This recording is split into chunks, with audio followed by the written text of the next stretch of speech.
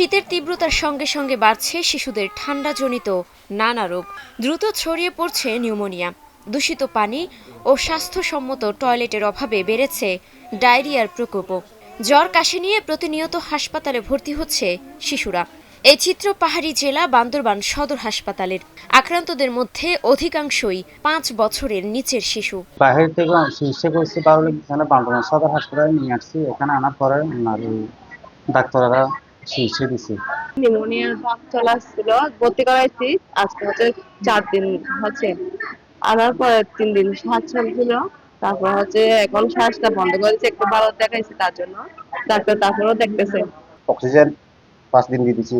তারপরে নিয়মিতভাবে আমাদেরকে অক্সিজেন দেয়, আবার ওই যে কি বলে যে গ্যাস দিয়ে দেয় আমাদেরকে। 3 থেকে 4 দিন পর্যন্ত বান্দরবান সদরে নিয়ে আসছে। যখন ডাক্তাররা পরীক্ষা নিরীক্ষা করার মাধ্যমে নিউমোনিয়া ধরা খাইছে, তারপর ভর্তি রাখছে এখানে। লামা, আলিকদম, থানচি সহ জেলার 7টি উপজেলাতেই একই চিত্র। রোগীর চাপ বাড়ায় স্বাস্থ্য কমপ্লেক্সগুলোতেও এখন তীব্র বেড সংকট। বিশেষজ্ঞরা বলছেন, জনসচেতনতা না বাড়লে এই পরিস্থিতি পুরোপুরি নিয়ন্ত্রণে আনা কঠিন।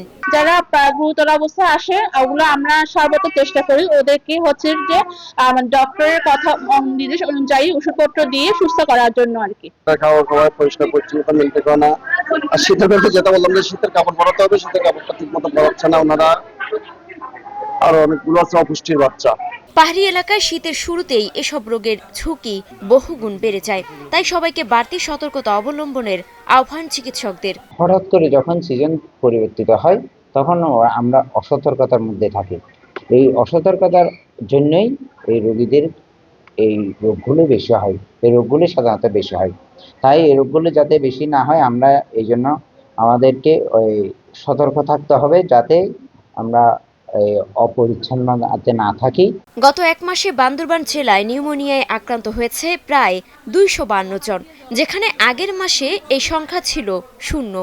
একই সময়ে ডায়রিয়ায় আক্রান্তের সংখ্যা দাঁড়িয়েছে 432 জনে, যা আগের মাসে ছিল মাত্র 78 জন। Desk report, Star news.